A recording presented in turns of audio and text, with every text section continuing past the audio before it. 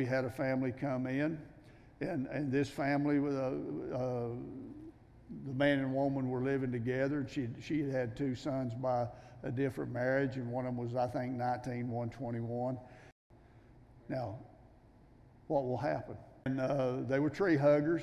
They weren't the brightest people in the world. And there was a very beautiful woman, and her mate, whatever he is to her, moved next door, and they were into witchcraft and the occult as deep as you could get. It took 2 weeks of the influence of that couple against that religious group of people, that the 21-year-old killed himself, and the 19-year-old was locked up in Atlanta in a mental institution, and they said he would probably never leave that institution. It took 2 weeks. So you can sit there and think what you want. You better know how to deal with the devil.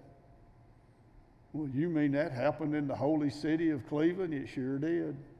Because this city ain't too holy anymore. It ain't the city it was 25, 30 years ago. I can tell you that right now. She comes in and she starts her religion on me, and she got mad at me. People get mad at me all the time. And guys, you need to understand something. You can say this is terrible that Pastor Keith's this way, but I eventually looked at her and she started to get up, and I said, "Lady, shut up and sit down." Well, that wasn't very pastoral. Who cares? She looked at me and I said, "Now I'm going to tell you something. You want your son free, or you want him dead like your other son?" She'd not even buried her other son yet while I'm talking to her. So I'm being real mean, guys.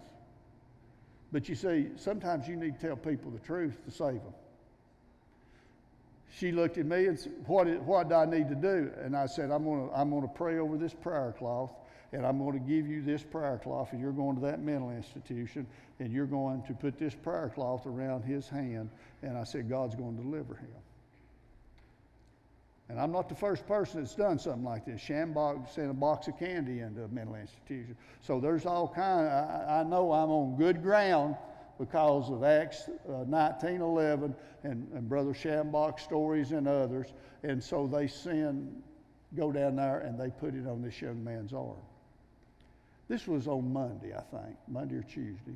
Sunday, I walk in to the building, the meeting started, and she comes through the door, her and her boyfriend, and there's a young man and a young girl with them, and go over here and sit down right over there.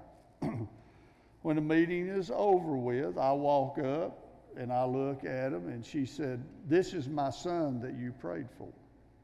Well, this is the guy that's going to stay the rest of his life in a mental institution." And I said, "The Lord delivered him." "Yep, this is his girlfriend," "Yes." And I looked